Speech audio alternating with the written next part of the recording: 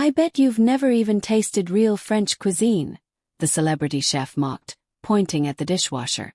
But when Marcus picked up the pan, something in his movements made everyone freeze. The kitchen was about to witness the most humiliating 3 minutes in culinary history. Marcus Chen wiped down the last stainless steel counter in the kitchen of La Couronne, Manhattan's newest upscale restaurant. At 48, he had been working the late-night dishwashing shift for exactly 2 months, always arriving after the dinner service ended, leaving before the morning prep began. But tonight was different. A private event had run late. "Hey, you there!" Chef Antoine Beaumont's voice cut through the kitchen like a knife. "Yes, you with the mop. Come here." Marcus looked up slowly. The head chef stood in the center of the kitchen, surrounded by 6 young sous chefs still in their pristine white coats. Antoine's 3 Michelin stars were embroidered on his chest, a constant reminder of his status. "I don't want to interrupt your work, chef," Marcus replied quietly, returning to scrubbing a pot. Antoine laughed theatrically. "Everyone, look at this." The dishwasher thinks he'd be interrupting real chefs. The young cooks laughed nervously, some clearly uncomfortable. What Antoine didn't know was that Marcus had spent 25 years building a culinary empire before losing everything in a single night. 25 years since the fire that killed his wife and destroyed his flagship restaurant. 25 years since Marcus, the Maestro Chen, had walked away from 5 Michelin stars and never looked back. "Come on, friend," Antoine continued, his French accent thick with condescension. "I bet you've never even tasted real French cuisine, let alone know how to prepare it. How about showing my team the difference between someone who creates art and someone who just cleans up after it?" Elena Rodriguez, a 24-year-old sous chef with a culinary degree from Le Cordon Bleu, shifted uncomfortably. "Chef Antoine, maybe we should." "Silence, Elena," Antoine snapped. "This is a teaching moment. You see, in fine dining, there are those who belong in the kitchen, and those who belong elsewhere." Marcus felt that familiar ache in his chest, the same one he'd felt 2 decades ago when investors had questioned whether an Asian-American chef could truly master French cuisine. The same comments that had driven him to prove himself so obsessively that he'd ignored the faulty wiring in his restaurant until it was too late. "Just a small demonstration," Antoine insisted, gesturing grandly. "I'll give you a simple challenge. Make me a basic French omelette. If you can do that without embarrassing yourself, maybe I'll believe you belong near a stove." Marcus set down his bucket and stood slowly. His movements had a deliberate grace that seemed strange for someone who supposedly only knew how to wash dishes. "When I'm done," Marcus said calmly, "you're going to apologize to your entire team for turning this kitchen into a circus."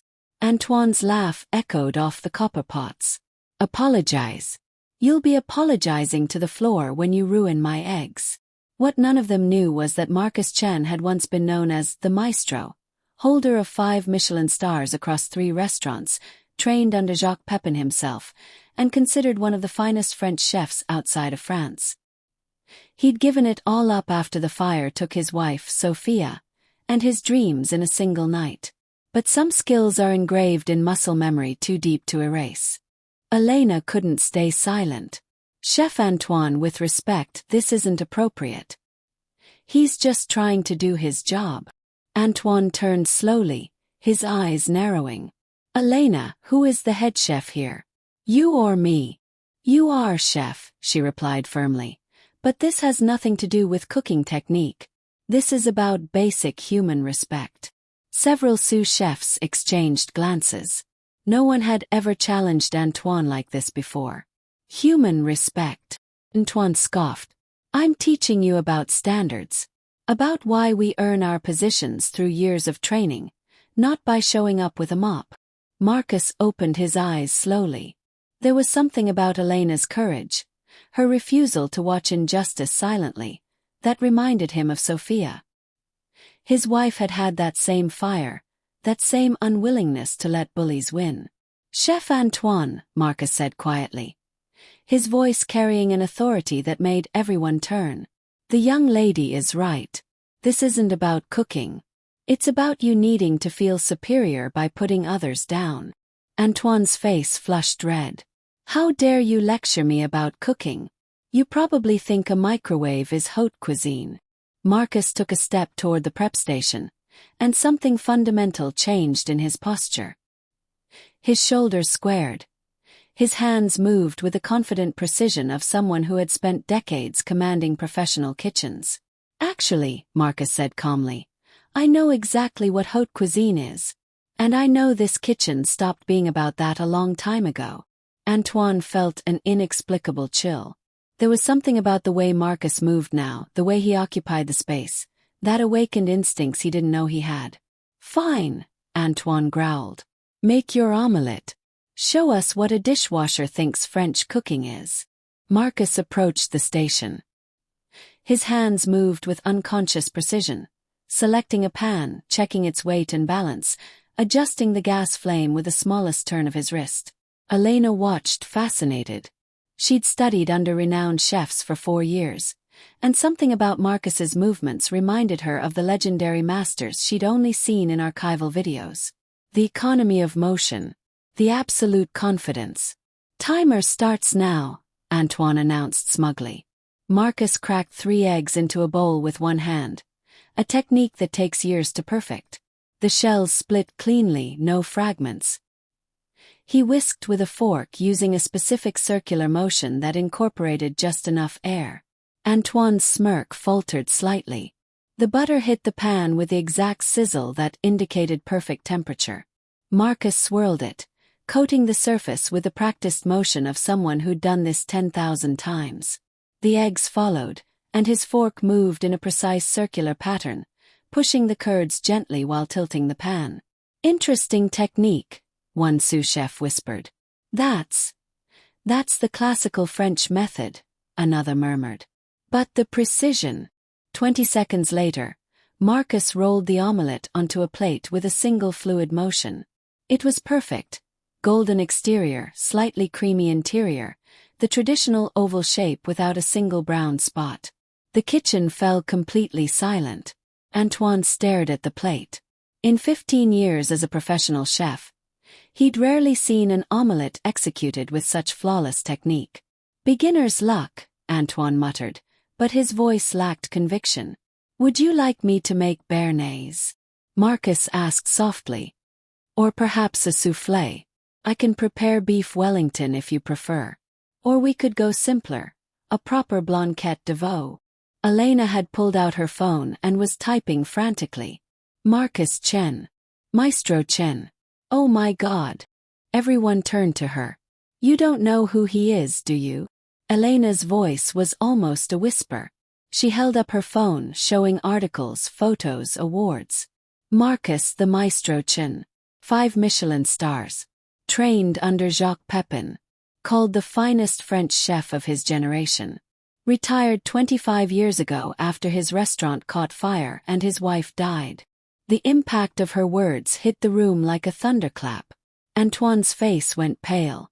5 Michelin stars. Marcus nodded quietly. I retired at 32. Lost everything that mattered. Since then I've worked simple jobs. Dishwashing, cleaning, prep work. No pressure. No spotlight. No need to prove anything to anyone. The transformation in Antoine was instantaneous and painful to watch.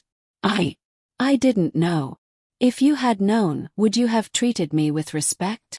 Marcus interrupted gently. Or would you have just found some other dishwasher to humiliate? Someone without credentials to defend themselves. The question cut deeper than any insult could have. Elena stepped forward. Chef Antoine, I've worked here for 6 months. What I witnessed tonight wasn't teaching. It was cruelty disguised as education. Other sous chefs nodded in agreement. Marcus, Antoine said finally, his voice cracking. I sincerely apologize.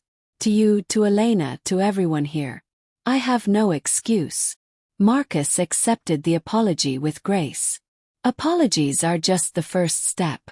The question is, what will you do differently tomorrow?